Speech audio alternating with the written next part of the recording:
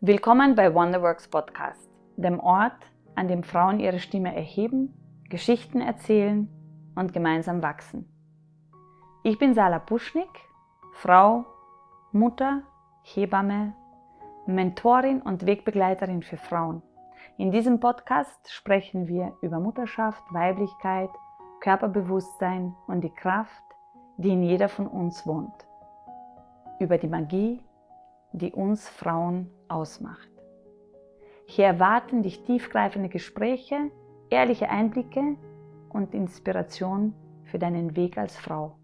Egal, ob du gerade am Anfang stehst oder dich mitten in deiner Reise befindest.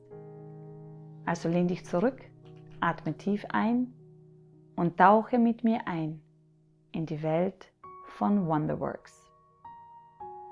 Wenn dir der Podcast gefällt, abonniere unseren YouTube-Kanal und hinterlasse eine Bewertung. So hilfst du uns, die Stimme und die Magie von uns Frauen weiterzutragen.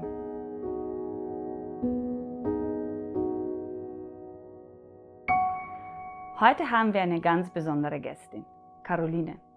Sie feiert dieses Jahr ihren 40. Geburtstag. Und das nicht einfach so, sondern mit einer großen Feier. Denn für sie ist das Leben ein Geschenk, das es zu lieben und zu feiern gilt, gemeinsam mit Familie und Freunden. Caroline steht für Liebe, Authentizität und Wachstum in allen Lebensbereichen. Ihr Motto lautet Faith over Fear. Vertrauen siegt über die Angst. Lasst euch inspirieren von ihrer Geschichte, ihrer Lebensfreude und ihrer Perspektive auf ein erfülltes Leben.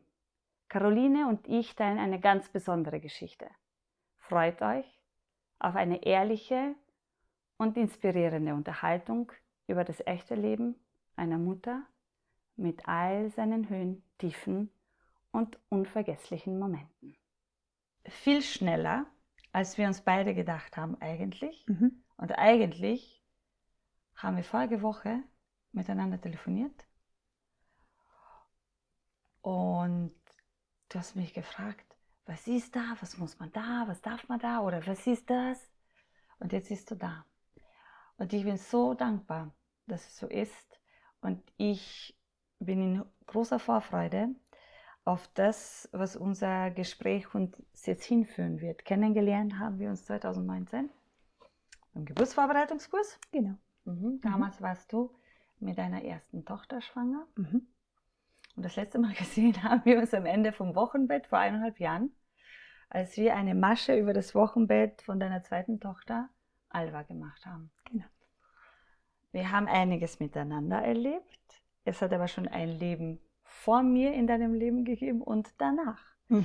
Und ich würde gerne als erstes wissen, wie landet eine junge Dame aus der Ostsee mitten in Kärnten? Über Umwege. Magst du diese Umwege mit uns teilen? Ja, das mag ich.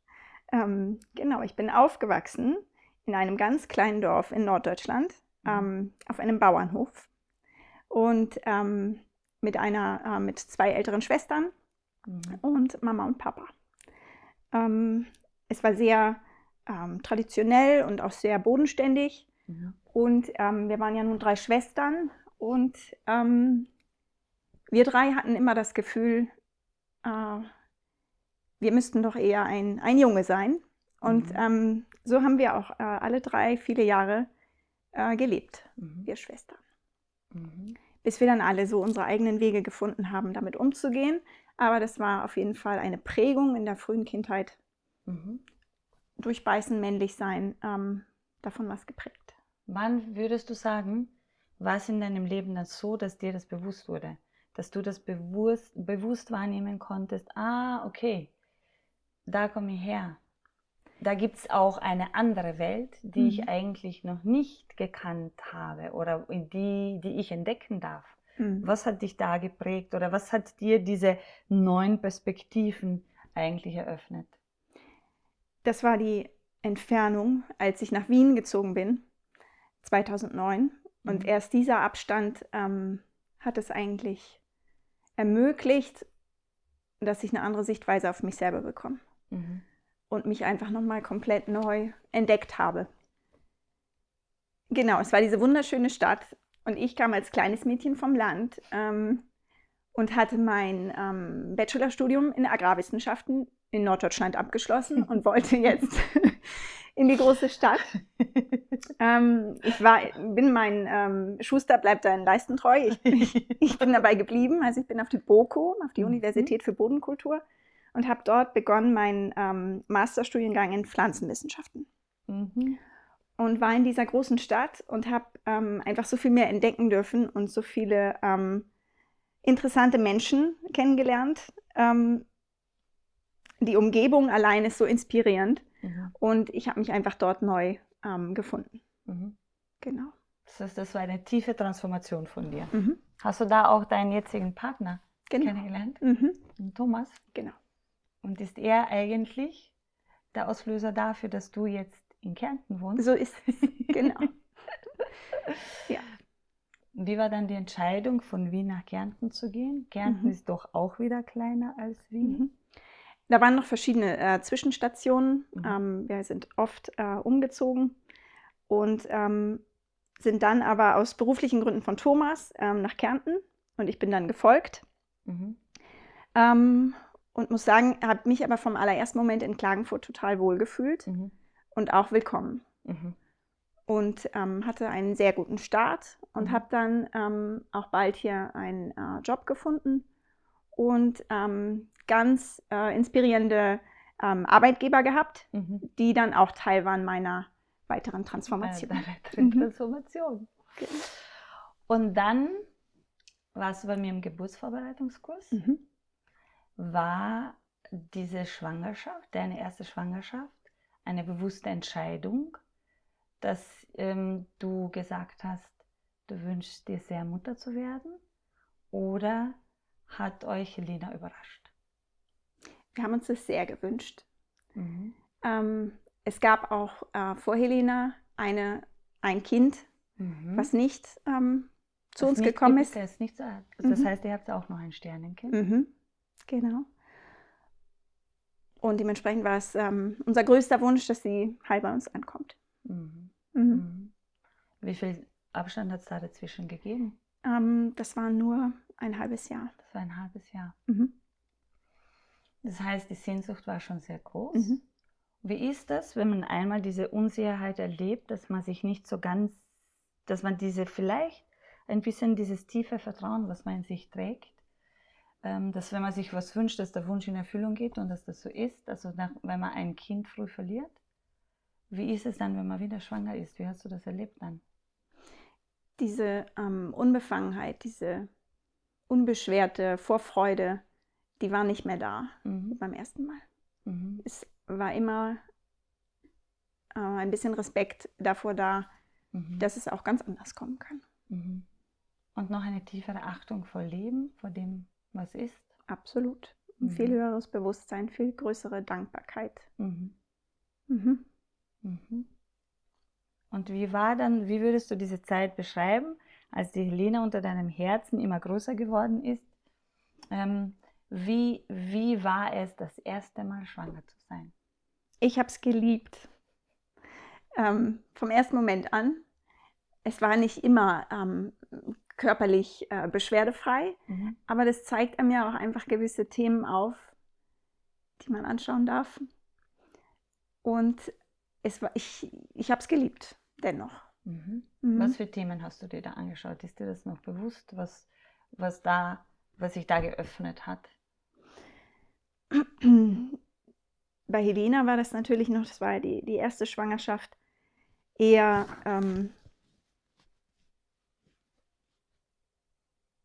so dieser Rückbezug zu meiner Mutter. Wie war wohl ihre Schwangerschaft mit mir? Einfach noch dieses Reflektieren der eigenen Wurzeln.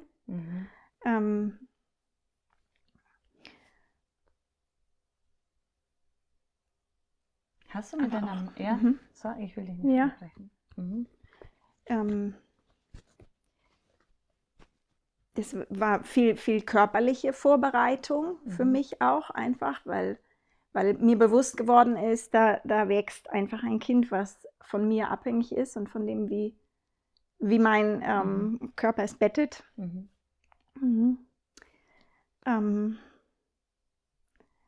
Ich habe damals aber dann auch angefangen mit Meditationen. Das habe ich mir vorher sonst immer vorgenommen. Und da habe ich dann wirklich damit begonnen, diese innere Einkehr zu leben. Das heißt, würdest du sagen, dass sich die erste Schwangerschaft ein bisschen mehr, ein Stück auch zu dir selbst wieder zurückgebracht hat? Absolut. Nach innen? Absolut. Wie war das, als du dann das erste Mal die Bewegungen gespürt hast? Wenn man das erste Mal diese Sensation hat in sich, hey, da ist noch jemand anderer in mir und das ist nicht der Darm, das wird wohl jetzt mein Kind sein. Großartig. Erstmal das Handy her und alles aufgenommen und naja, am Anfang spürt man es ja schon, aber als es nachher zu sehen war, das war natürlich der Wahnsinn. Und für meinen Partner natürlich auch. Und dann habt ihr euch Gedanken darüber gemacht, wie soll euer Weg sein? Wer seid ihr? Wie soll euer Weg sein? In der Schwangerschaft, für die Geburt, im Wochenbett, wo wohnt ihr? Was gehört verändert im Leben?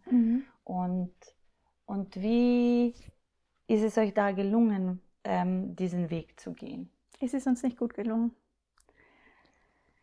Ich habe mir sehr stark eine Hausgeburt gewünscht und hatte dich kontaktiert. Und du hattest tatsächlich noch, obwohl ich sehr spät dran war, hättest du mich noch aufgenommen. Und ich habe dir zugesagt. Und dann habe ich Rücksprache gehalten mit meinem Partner.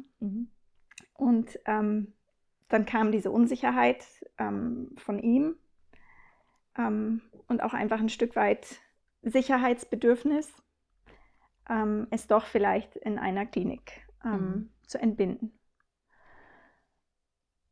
Und ich wollte damals nicht über ihn drüber fahren und habe zugestimmt, dass wir uns das anschauen und habe dir dann abgesagt für die Hausgeburt. Ich kann mich gar nicht mehr so genau erinnern. Aber weißt du was, mich würde es interessieren, weil ich habe selbst 4 Kinder. Ich habe selbst 4 Kinder zu Hause, also außerklinisch geboren. Und eigentlich sagen wir ja, dass wir uns sehr viel unserer Entscheidungen in unserem Leben treffen, weil wir gesellschaftlich und familiär geprägt sind und anhand dieser Prägungen, durch die wir durchgehen, dann dieses Bild für uns kreieren, was unsere Wahrheit ist. Interessanterweise habe ich nicht einmal gewusst, was eine Hebamme ist, als ich das erste Mal schwanger war. Der Begriff Hebamme war mir eigentlich gar nicht klar. Und eigentlich habe ich auch keine Hausgeburtshilfe gekannt, weil in Jugoslawien, wo ich herkomme, war das eigentlich keine Welt, die mich umgeben hat, die mir vertraut war. Im Nachhinein würde ich jetzt sagen, es war, glaube ich, eine tiefe Intuition in mir. Was brauche ich, dass ich mich vollkommen öffnen kann? Und diesen ganz intensiven Weg der Geburt eigentlich erleben kann. Und wenn du jetzt bei dir nachdenkst, was war denn, was hat dich geprägt darin, dass du überlegt hast, dass du eine Hausgeburt machen möchtest? Weil es ist ja nicht die Mehrheit der Menschen, die zu Hause entbindet. Und das war die wunderschöne Erfahrung von meiner besten Freundin Christina, die in Graz zu Hause entbunden hat und die einfach so wundervoll davon erzählt hat, dass ich dachte, das möchte ich auch unbedingt erleben. Also eigentlich war es eine Geschichte deiner Freundin, die dann einfach so, weil, bist du zu Hause geboren? Nein. Nein? Also deine Mama hat alle Kinder in der Klinik geboren. Und dann hat man ein Sternchen als Freundin, die dann so prägt. Und wahrscheinlich ist es trotzdem, was würdest du sagen, ist es trotzdem so ein tiefe Resonanz, die mit deiner Seele resoniert, weil dass man das spürt dann, oder? Ist ja nicht etwas, was man analytisch sich ausdenkt, sondern es ist ein Gefühl, was kommt, dass man dann spürt, hey, das resoniert eigentlich am tiefsten mit mir. Und ich bin grundsätzlich immer dafür, dass jede Frau wirklich in dieses Gefühl kommt, dass sie spürt, was ist meins. Ich würde nie allen sagen, sie müssen alle zu Hause gebären oder in die große oder in die kleine Klinik gehen, sondern ich glaube, dass es genau dieser Funke ist und dieses Andocken an die eigene Intuition, an das, was ich bin, dass ich dann klar spüren kann, das ist der Weg, den ich gehen möchte, den ich mir wünschen würde. Würdest du jetzt sagen, dass du deine Intuition vielleicht oder dieses Gefühl hinten angestellt hast, um deinen Mann nicht damit zu überfordern? Absolut.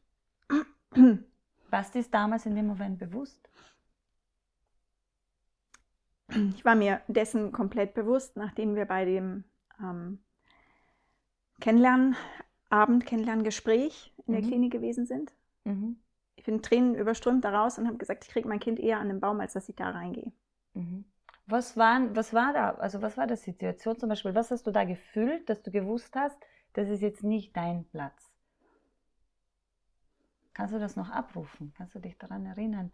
Ich habe mich prompt in dem Moment, wo wir reingekommen sind, nicht mehr frei gefühlt. Mhm. Und Freiheit ist ein sehr hoher Wert von mir. Mhm. Ja, diese Einschränkung, Fremdbestimmung,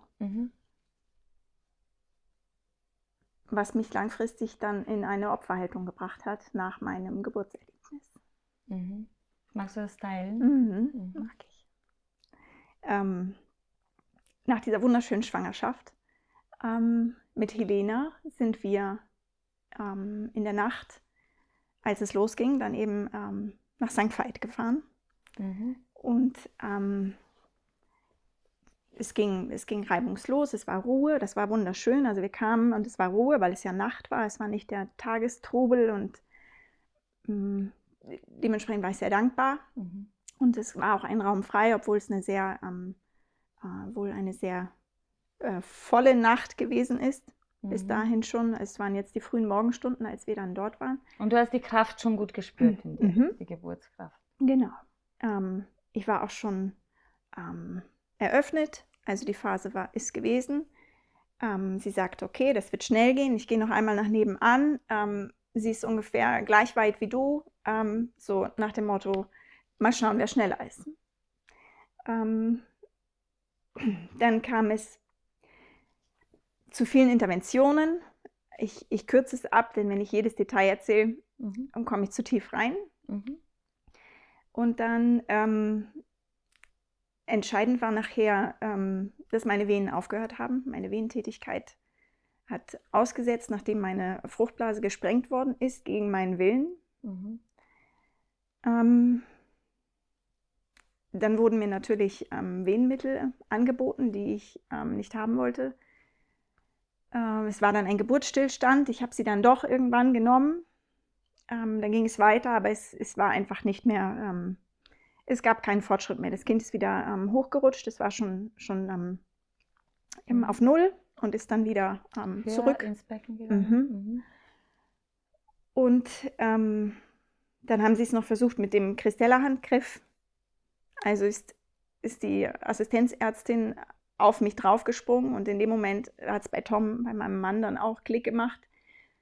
Und er hat sie runtergerissen und sie angeschrien, ob sie mir jetzt auch noch die Rippen brechen wollen. Also es war dann wirklich auch dramatisch, gewaltvoll. Nicht nur für mich empfunden, auch für ihn. Und danach gab es dann den sogenannten Notkaiserschnitt.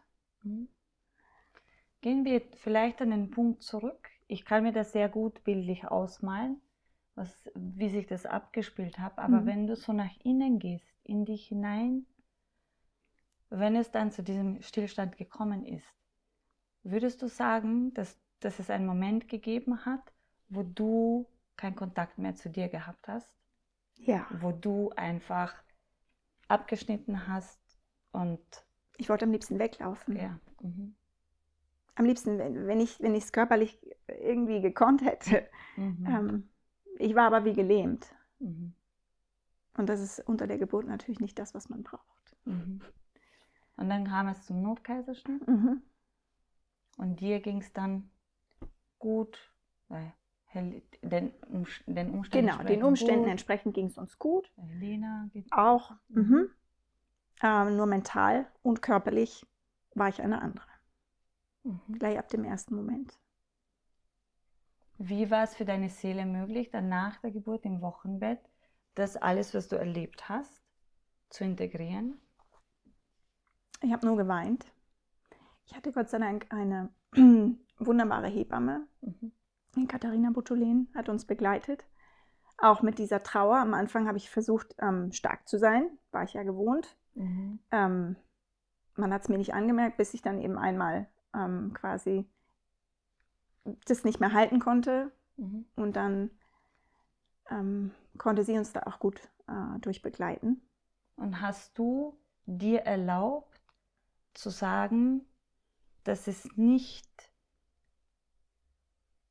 ausschlaggebend ist, ob du und deine Tochter das überlebt hat, sondern dass du dennoch für dich dir den Raum nehmen darfst, dass du traurig sein kannst darüber, dass du es äußern darfst, dass dir das alles, was passiert ist, eigentlich zu viel war, dass du das für dich als grenzüberschreitend empfunden hast? Hast du dir diesen Raum erlaubt? Das habe ich mir absolut erlaubt. Ich konnte gar nicht anders. Jeder, der mir gesagt hat, ja, aber du bist ja gesund und ihr habt ja jetzt ein gesundes Kind, da bin ich sofort auf die Barrikaden gegangen. Das konnte ich überhaupt nicht vertragen. Und hast du diese Inputs von außen immer wieder gekriegt? Ja. Das war... Ich könnte doch jetzt froh sein darüber, dass ich das gesunde Kind im Arm halte. Aber wie gesund es nachher wirklich ist, auch mit dem Kind passiert ja auch was, das arbeiten wir immer noch auf. Und sie ist jetzt 5. Es berührt mich sehr, dass du das so erzählst, weil es für uns Fachleute manchmal gar nicht so einfach ist, zu verstehen, dass wir, auch wenn wir es gar nicht wollen, die Person, die sich vor uns öffnet, eigentlich übersehen, weil in unserer Welt oder in der wir tätig sind, in unterschiedlichen Bühnen, das womöglich Sachen sind, die normal sind, die wir jetzt gar nicht als irgendwie werten und eigentlich, glaube ich, aus Sachen übersehen können und auch tun, weil die Frauen feedbacken uns das auch immer wieder, wo man die Person in ihrer Einzigartigkeit und in diesem einzigartigen Moment manchmal eigentlich übersieht und über Grenzen geht, die für uns vielleicht normale Interventionen sind. Wenn es halt so ist, dann macht man das und wenn es so ist, dann machen wir, ja. Wir haben so Abläufe zum Teil, wie wir unsere Geburten auch lösen können, wenn sie nicht aus dem Schoßraum rausfallen. Und ich glaube, dass sie sehr oft nicht aus dem Schoßraum rausfallen, wenn die Frau disconnected wird von sich selbst und dass uns das vielleicht manchmal gar nicht so bewusst ist, was da alles in der Frau passiert, was da trotzdem alles notwendig ist, dass wir diesen Raum halten können, dass die Frau diese Verbindung zu sich selbst halten kann und dass das einen riesen Einfluss auf die Geburt hat und wir uns dann manchmal fragen, warum ist die jetzt traurig? Ist ja eh alles in Ordnung? Und ich es so wichtig finde, dass die Frauen Raum kriegen dafür, dass sie darüber reflektieren können und dass sie äußern können, wie sie es erlebt haben und was es für sie heißt. Und ich glaube, wenn du das jetzt so ehrlich teilst, wie du es tust, glaube ich, dass du ganz viel bei allen die Frauen, die vielleicht ähnliche Situationen erlebt haben, eigentlich ihnen diese Berechtigung gibst, dass sie sagen dürfen, ja, ich habe es überlebt, das Kind hat es überlebt, eigentlich waren wir alle in Ordnung, aber trotzdem war meine Seele sehr, sehr verletzt und ich habe Zeit gebraucht, um das alles überhaupt zu verarbeiten und irgendwie einen Segen hineinzubringen. Und das ist eine Geschichte, die ich und die Helena jetzt immer eigentlich, das ist eure Geburtsgeschichte. Die ist sehr unique und ich glaube, dass ihr aus dieser Geburtsgeschichte, aus all dieser Intensität, die ihr miteinander habt, ihr auch sehr was Besonderes kreieren könnt. Absolut. Siehst du das so? Mittlerweile sehe ich so. Und was würdest du sagen, heute ist das Besondere, was euch verbindet durch diese Geburtsgeschichte? Mittlerweile kann ich sagen, das ist das, ich möchte nicht sagen Geschenk, das größte Geschenk, ja, was ich bekommen konnte. Noch vor ein paar Jahren hätte ich das nicht sagen können. Und besonders nicht kurz danach. Da habe ich mich natürlich gefragt, wieso passiert das mir? Warum musste das jetzt geschehen und auf diese Weise? Und mittlerweile ist es aber so, dass ich sagen kann, ich wäre ja nicht heute hier die ich bin. Und ich hätte auch nicht eine zweite wunderschöne Geburt erlebt, wenn die erste nicht so gewesen wäre. Dann erzähl uns das Geschenk, dass das alle verstehen, die zuhören. Ich kann dich fühlen, ich verstehe total, was du meinst. Ja. Aber vielleicht würden jetzt welche Leute, die zuhören, sagen, was ist da das Geschenk darin? Ja? Ich sehe es total so, aber es ist schön, wenn du es mit deinen Worten beschreibst, glaube ich.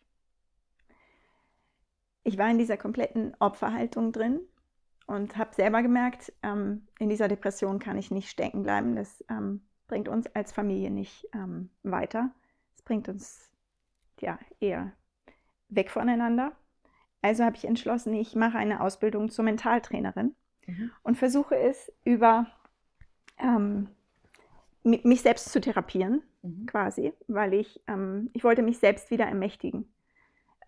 Ich wollte nicht irgendwo hingehen und mich gesund machen lassen. Ich wollte es selbst in die Hand nehmen und habe dann diese Ausbildung gemacht. Und habe das alles aufgesogen und das ganze Wissen über die Mentaltechniken, über Entspannungstechniken, über Visualisierung. Ich habe es geliebt und habe auch gemerkt, je mehr ich das integriert habe, je mehr Übungen ich gemacht habe, dass es mir viel, viel besser ging und dass es mich stark macht und dass es mir ganz viel gibt. Genau das, was ich dann damals brauchte. Abgesehen davon habe ich ganz, ganz tolle Frauen kennengelernt, die sich für das Gleiche interessieren. Und habe damals dann einfach ein tolles Netzwerk aufgebaut, was mich dann auch hindurch geleitet hat. Und damals dachte ich eben, der Grundsatz zählt, Body follows Mind. Heute sehe ich das ein bisschen anders, aber es ist ein Prozess. Ich kann es ja schon mal vorwegnehmen, heute sehe ich so, Mind follows Body. Aber vielleicht kommen wir da später nochmal dahin. Und dann traute ich mich auch irgendwann zu sagen, okay, Mutterschaft ist wunderschön, Schwangerschaft war so wunderschön. Es war eigentlich nur der Fremdeinfluss, der mir damals, der mich in dieses Tief gebracht hat. Ich möchte es nochmal erleben und ich kann es umdrehen. Es muss nicht wieder passieren, es kann wieder passieren, aber dann wäre ich auch anders damit umgegangen. Und wir hatten dann das Glück, dass sich wieder ein Kind auf den Weg gemacht hat zu uns. Und dann habe ich dich direkt kontaktiert und ich wusste, dieses Mal gibt es nur den einen Weg. Und von offizieller Seite her wäre es ja nicht möglich, außerklinisch zu gebären, weil ich eben in Österreich... Wie war das für dich? Dann hast du so viel gearbeitet daran, dass du gewusst hast. Ich glaube, das, was du jetzt erzählst, ist, was auch Geschenk der ersten Schwangerschaft und der Geburt ist, dass du noch einmal mehr gewusst hast, wer du bist, was du willst, wie stehst du für dich ein? Das ist ein wie Riesenpunkt. Du mit dir in Kontakt bleibst und nicht damit andere glücklich sind, deine Intuition aufgibst. Und ich kann mich erinnern, du hast mich angerufen, du bist gekommen, ich habe diese Energie in dir gespürt, so, da bin ich, neue Runde, ich bin noch viel mehr verkörpert in mir, als ich jemals davor war. Und das ist das, was ich mir wünsche. Und diesen Weg möchte ich mit dir gehen, Sala. Und da sitze ich da. Und da sagt Caro, das geht nicht.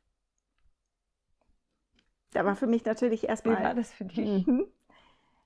Ich habe es ja gehört, schon von anderen Frauen, aber ich dachte ja, für mich geht das. Und auch du hast mir dann gesagt, es geht nicht. Aber im Hinterkopf hatte ich immer, für mich geht das. Und ich habe einfach so großes Vertrauen zu dir gehabt, dass ich bis zum letzten Tag wusste, wir werden das gemeinsam diesmal super gut machen, egal welches Setting es letztendlich sein wird. Mhm. Also es war dann wie in Begleitung geplant. Genau. Also du musstest dann so quasi ein Stück runtergehen und sagen, okay, Hausgeburt nach Kaiserschnitt nicht möglich. Mhm. Also nehmen wir dann die nächste Variante, die sich allein angefühlt hat für dich. Das war die Wehenbegleitung, wo ich in Rufbereitschaft gegangen bin. Mhm.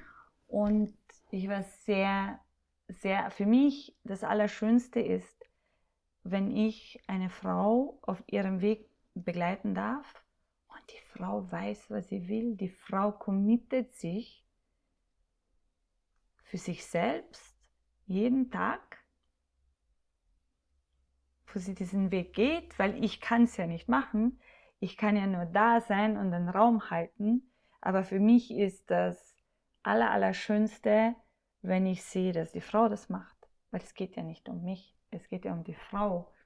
Und diese Bestimmtheit in dir zu spüren, diese Energie, die dich umgeben hat, in dir, um dich herum, wie du diesen Weg gehst, war für mich sehr, sehr beeindruckend. Für mich ein Riesengeschenk als Hebamme, wenn ich eigentlich nur da sein darf und halten darf. Und vor allem, weil das hätte auch passieren können, und das ist im Nachhinein ein Riesenzeichen, dass du viel von diesem Opferdasein transformiert hast. Du hättest ja da total kippen können. Du kommst zu mir und sagst, das ist mein Wunsch, das möchte ich, und ich sage nein.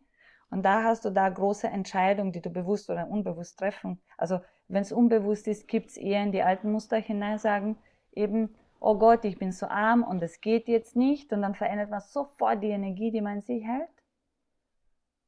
Und dir ist es gelungen, mit dir verbunden zu bleiben und sagen, nein, der Weg, der jetzt möglich sein wird, ist mein Weg und der wird gut sein. Mhm. Und hast dich von diesem Ziel, mit dieser Verbundenheit mit dir eigentlich nicht abbringen lassen. Und das war schon echt beeindruckend. Hast du das für dich damals so gespürt, wenn du jetzt so zurückdenkst? Habe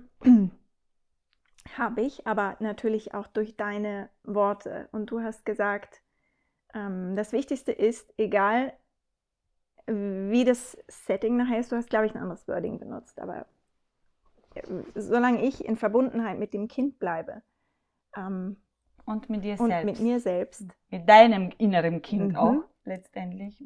Kann mir nichts passieren. Und das hast du verstehen können für dich, für dein System?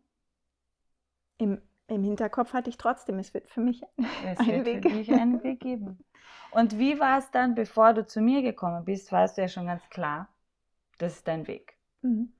Da gab es aber trotzdem noch den Thomas, der beim ersten Mal sehr viel Einfluss auf das gehabt hat. Und das sage ich jetzt überhaupt nicht, du wolltest ihn nicht überfordern mit deiner Entscheidung, dass du beim zweiten Mal dann klar zu ihm gesagt hast, hey, das ist das, was ich will. Und wie war diese Kommunikation zwischen euch zu Hause dann? Das war auch ganz in seinem Sinne, weil er ja nun die Erfahrung selber mitgemacht hat und es ja auch für ihn nicht die Wahl gewesen wäre jetzt beim zweiten Mal. Okay. Wir haben es ja gemeinsam erfahren. Er war dabei und es war für ihn auch ganz klar, dass das nicht die Wahl ist. Sehr spannend, weil manche Partnerinnen, die das so erleben wie er, sagen dann noch mehr, das ist total wichtig, dass die Frau in der Klinik ist, weil dann gab es einen Notkaiserschnitt und wenn wir nicht in der Klinik gewesen wären, dann wären sie womöglich beide gestorben. Und noch einmal, wenn wir jetzt drüber reden, ist es mir ganz klar, also ich möchte absolut nicht polarisieren, Hausgeburt, Klinikergeburt oder irgendwie.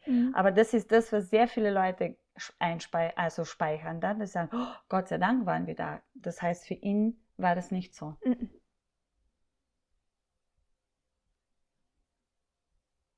Das heißt, als du zu mir gekommen bist, hat er schon gewusst, was du willst. absolut. Und er Wir, wollte das. wir waren uns einig. Ja. Wie war es dann für ihn, als du nach Hause gekommen bist? Hey, die Sarah hat mir gesagt, das geht nicht. Wie hast du das mit ihm dann geteilt? Hast du das überhaupt so geteilt? Ich glaube, ich habe es nicht thematisiert. Nee. Nein. Ich bin dann ja auch den Weg gegangen in die Kliniken. Ich habe mich dann in beiden Kliniken vorgestellt. Da musste ich auch nochmal über meinen Schatten springen, da überhaupt wieder einen Fuß reinzusetzen. Mhm. Aber ich bin einfach erhobenen Hauptes da rein und habe gesagt, ich nehme das mit, was ich brauchen kann, und das, was ich nicht brauchen kann, das lasse ich nicht rein. Mhm. Und ich habe die Vorsorgeuntersuchungen alle gemacht, und es war nachher auch ein, ich nenne es mal in Anführungsstrichen, gesunder Bezug wieder da. Aber ich brauchte es letztendlich gar nicht.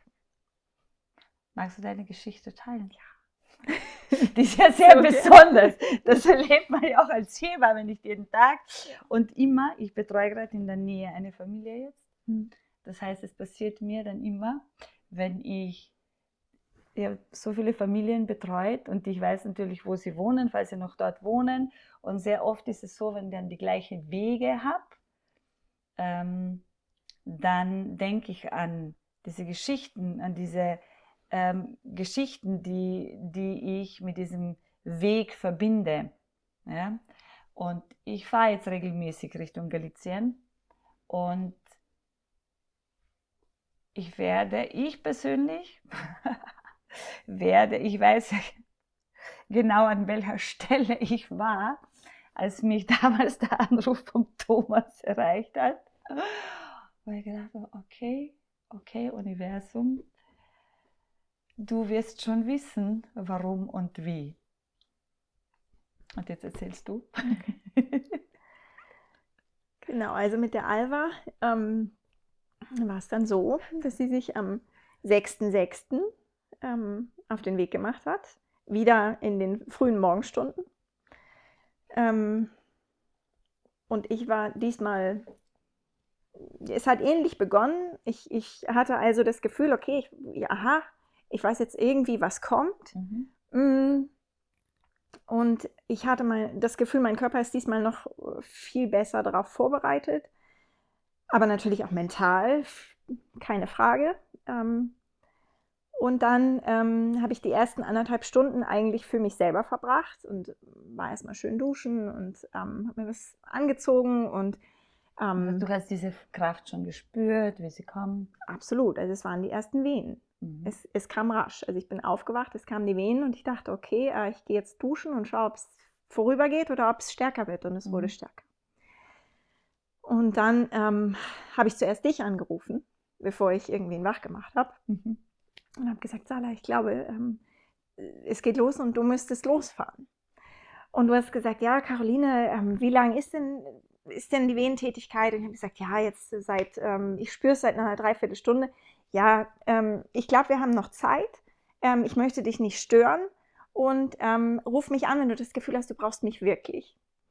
Und warst du schon auf dem WC? Nein, war ich noch nicht. Okay, gut. Aufgelegt. Oh, ich muss aufs WC.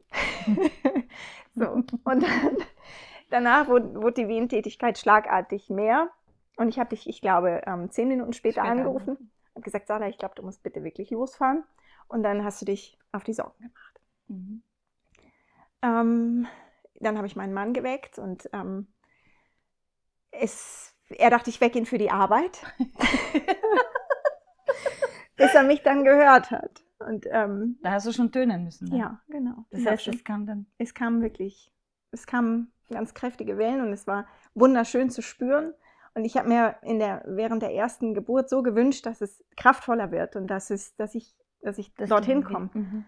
Und es kam von einem Moment auf den nächsten. Und ich dachte, danke, dass diese Kraft sich entfalten darf. Ja, und auch, dass dieser Moment, der sich in der ersten Geburt so herausgezögert hat, dass ich den so schnell überwunden habe, dass ich ihn nicht mehr gespürt habe.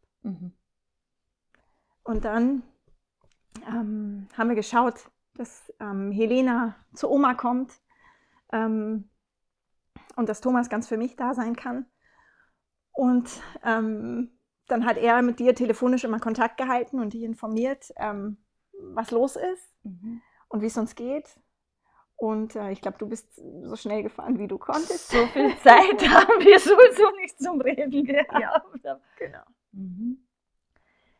Und dann gab es einen Punkt, an den ich und auch Thomas sich noch sehr gut erinnern, dass wir uns angeschaut haben und gesagt haben, ist denn überhaupt alles gut? Mhm. Und ich habe ihn dann so fragend angesehen und er hat mich angesehen und hat gesagt, Faith over Fear. Also Vertrauen siegt über die Angst. Und dann ging es schon weiter und dann sagte er mir, der Kopf ist zu sehen. Und im nächsten Moment, vielleicht ein paar Atemzüge später, hat er sie aufgefangen. Und das war am 6.6. um 6:06 Uhr. Und ich war am Weg, ein bisschen unter Stress, würde ich schon sagen. Und er hat mich angerufen und hat gesagt, Sarah, sie ist da, was soll ich jetzt tun? Und wie meinst du das, was sollst du jetzt tun? Ich habe überhaupt nicht kapiert, oder nein, er hat was anderes. Er hat es auf Slowenisch gesagt. Er hat nicht gesagt, ich habe nicht gedacht, er hat nicht gesagt, ich habe nicht verstanden, das Kind ist da, sondern mit dir, also ich kann es jetzt nicht mehr in Worte fassen, auf jeden Fall. Ich habe dann erst im zweiten Moment erst kapiert, hey, das Kind ist geboren. Und habe gesagt, what? Was? Das Baby ist geboren. Das Wort habe ich gehört, das Telefon, ja. Und dann sagt er, ja, habe ich gesagt, ich bin kurz vor der Brücke, wie heißt die Brücke? Ja, Die ihr da habt. Ja. Also ich bin jetzt gleich bei euch.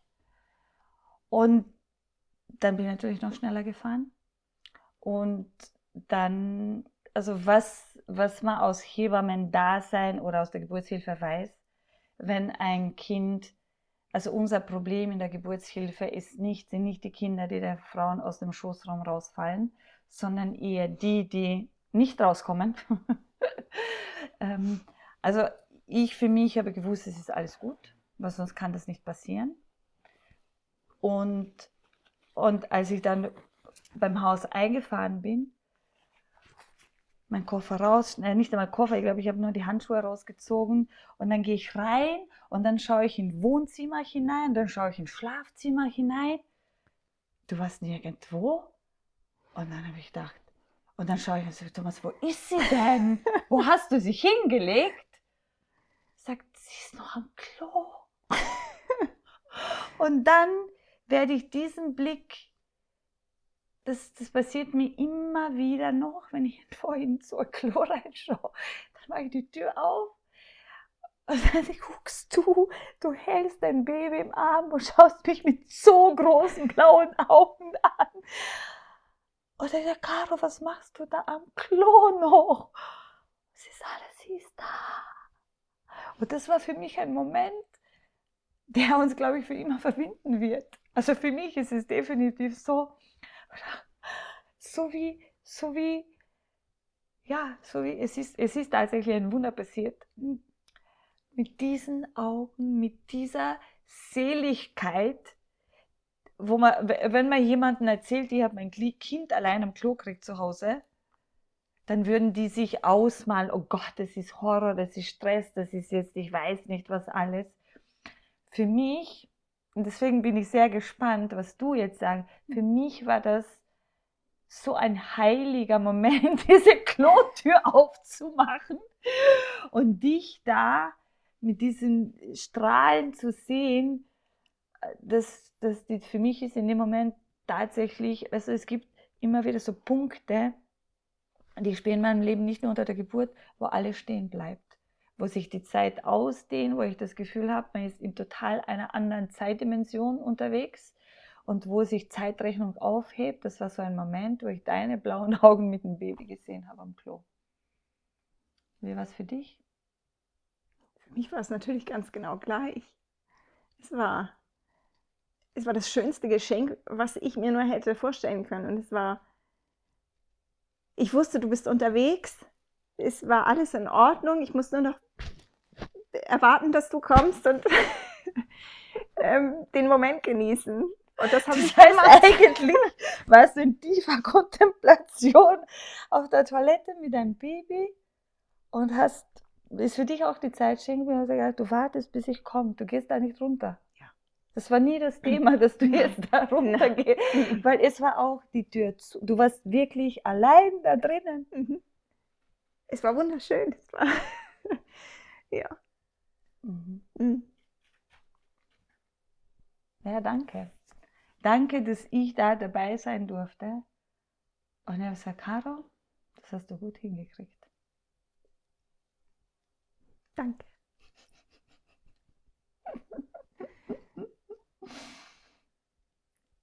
Also war diese Information oder das, was du deinem Mind, dem Körper eigentlich gesagt hast, für dich ist das möglich, war es möglich. Dieses große Vertrauen. Und ich hätte es mir nicht schöner vorstellen können, dass dieses Vertrauen auch wirklich wahr wird. Mhm.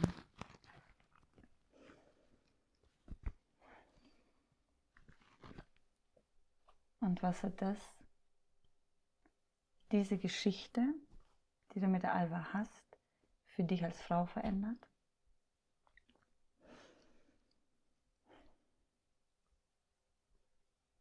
Dass ich alles schaffen kann, was ich mir vornehme. Dass ich für mich einstehen darf. Dass ich selber entscheide. Dass ich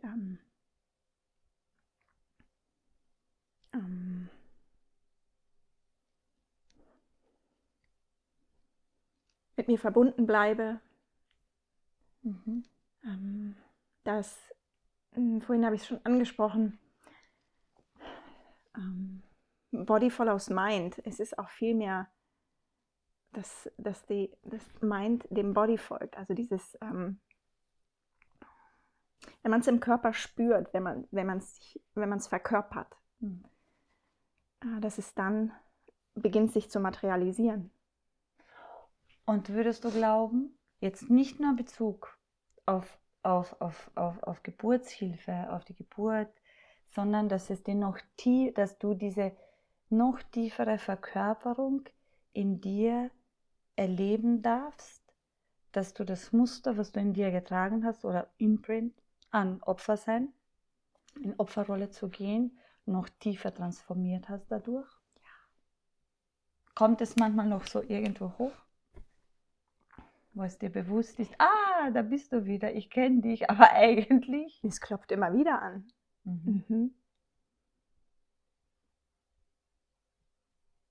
Aber mir ist es bewusst. Mir ist es jetzt bewusst.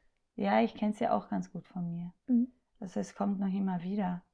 Es kommt noch immer wieder. Und wenn ich also seit wir uns das letzte Mal gesehen haben, wenn ich meine Zeit jetzt hernehme, dann kann ich auch sagen, ich durfte auch noch einmal ganz tief hineinschauen, wo ich mich viel bequemer in diesem Muster eigentlich sulzen möchte und wie ich mir immer bewusster entscheiden darf, dass ich das so nicht leben muss und dass ich einen freien Willen habe, das zu entscheiden, ob ich das möchte oder nicht, und dass ich diese Äffchen mittlerweile gerne anschaue und ein bisschen spiele fast mit ihnen und mit viel mehr Abstand betrachten kann und noch auch in mir viel tiefere Verkörperung von dem nach vorne gehen, vom Kreieren, von diesem Bewusstsein darüber, was ich alles eigentlich bestimmen darf. Und wenn ich das mir und den Leuten um mich, eigentlich auch und Leute, die um mich herum sind, vorenthalte, verändert es auch hat es auch einen Einfluss auf sie. So, ich traue mir sagen, dass je tiefer ich das in mir transformiere, umso mehr sehe ich es auch in meiner Umgebung, dass die Leute eher in ihre Kraft gehen, als dass sie in Muster hineingehen, wo sie sich schwach fühlen, wo sie glauben, sie haben keinen Einfluss auf Sachen und so weiter und so fort. Kannst du sagen, dass es bei dir auch so ist, dass sich das auf deine Familie auch weiter ausgebreitet hat, indem du so in dir bist und in deiner Kraft bist? Mir war es ja bewusst, als ich in dieser anderen Rolle war. Und deswegen bin ich zu dir gekommen, dass ich in dein Feld komme. Und mittlerweile möchte ich selber so ein Feld sein für andere. Ansonsten wäre ich heute nicht hier und würde mich trauen, vor einer Kamera zu sprechen. Ja. Was möchtest du deinen Töchtern mitgeben?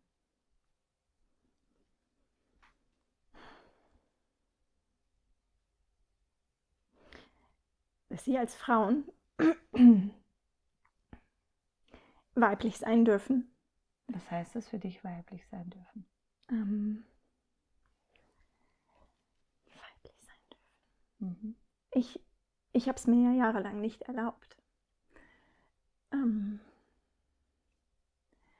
deswegen wünsche ich mir so sehr, dass sie das für sich nicht erst entdecken müssen, sondern es von Anfang an leben können. Ein gesundes Verhältnis zu ihrem eigenen Körper.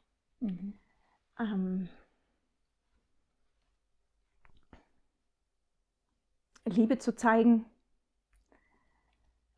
aber dennoch natürlich ihre Stärke nach außen zu zeigen und sich nicht klein zu machen. Wie siehst du, also wie machen wir Frauen uns sehr oft klein? Indem wir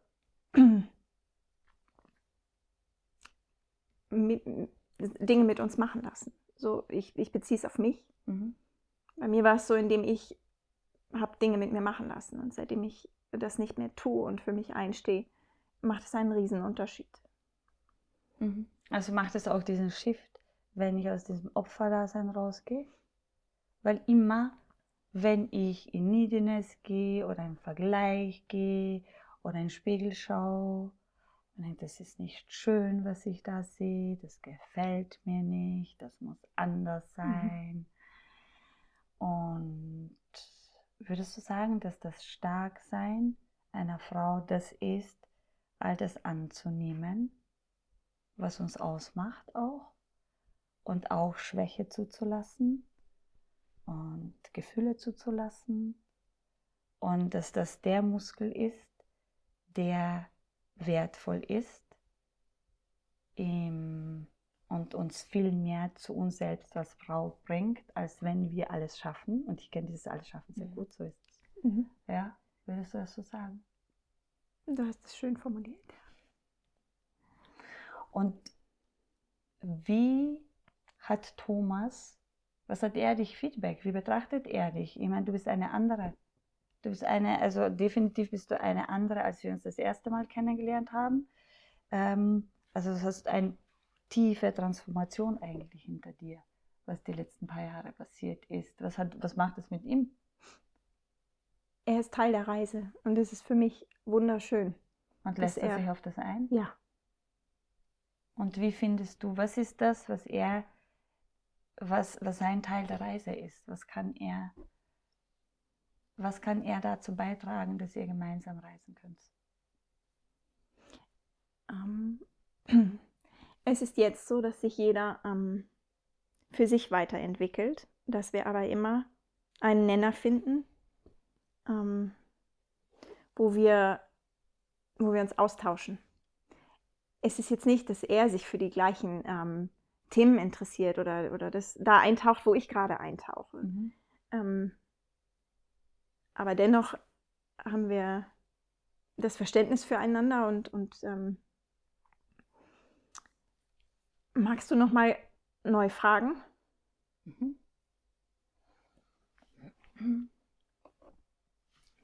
Du hast dich als Frau total neu geboren. Das sind so tiefe Shifts, die dich in eine ganz andere Energie bringen. Und als ihr euch kennengelernt habt, warst du noch in einer anderen Energie auch. Das heißt, das ist das, was ihm vertraut war.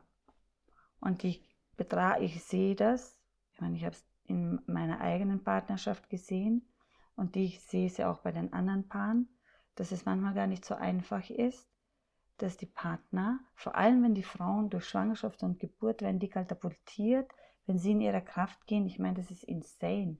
Da schaut ein Mann zu oder ein Partner, Partnerin zu und denkt sich, what the fuck, was ist mit der jetzt passiert? Weißt du, wo man sich denkt, oh, ich verneige mich jetzt vor dieser Kraft, vor dieser, also das macht was im anderen. Und ich glaube, dass es da zwei Möglichkeiten gibt, die passieren können, dass der andere sich dann, die andere oder der andere so klein fühlt und dass es dem Ego nicht unbedingt gut tut. Oder aber, dass man sich denkt, wow, welche Möglichkeit habe ich jetzt, daran teilzuhaben und ein Teil davon zu sein, weil wenn ich die Partnerinnen dann manchmal nach der Geburt frage, wie ist es jetzt für dich, wie war das für dich?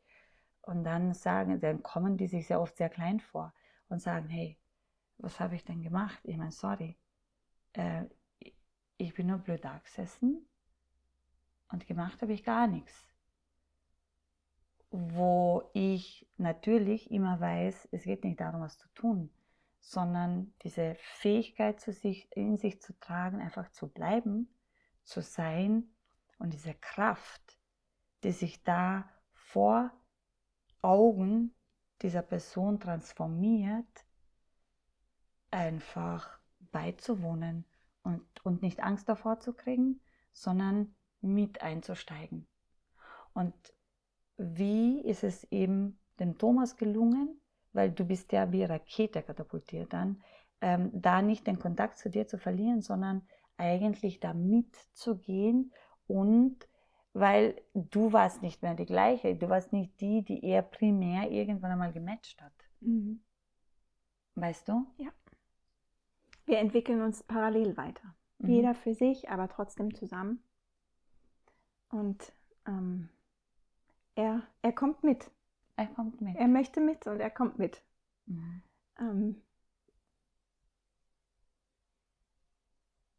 Und was hilft dir seinerseits, noch tiefer in deine weibliche Energie hineinzugehen und dir das alles zu erlauben, was du früher erzählt hast, mehr für dich einzustehen, Gefühle zuzulassen, mehr Liebe zu spüren. Wie trägt er dazu bei, dass dir von ihm aus dieser Raum gehalten wird, dass du das machen kannst?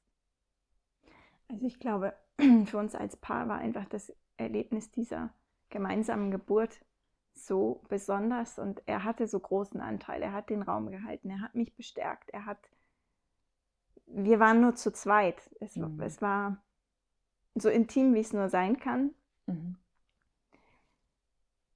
Und es gibt so eine starke Verbundenheit, dass wir wissen, wir können alles zusammen entwickeln, was jetzt auch noch folgt. Das heißt, würdest du sagen, das war wirklich in eurer Beziehung nicht einmal eine Stunde in eurer Beziehung unglaublich prägend und ausschlaggebend, wie eure Beziehung weiterverlaufen ist, wie eure Entwicklung weiterverlaufen ist und wie sie auch heute ist und dass das etwas ist, was euch definitiv mehr verbunden hat, als ein Stress in euer Leben gebracht hat. Ja.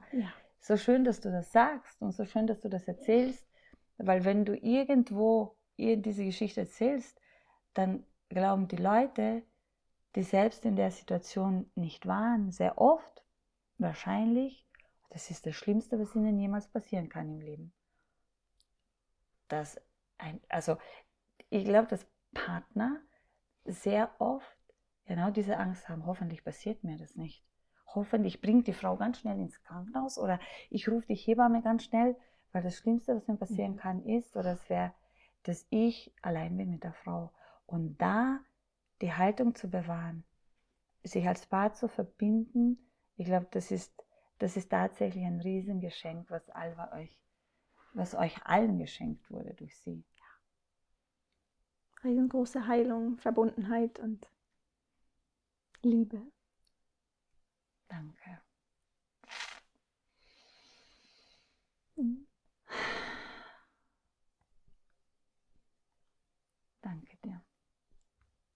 Danke dir. Wenn dir der Podcast gefällt, abonniere unseren YouTube-Kanal und hinterlasse eine Bewertung. So hilfst du uns, die Stimme und die Magie von uns Frauen weiterzutragen.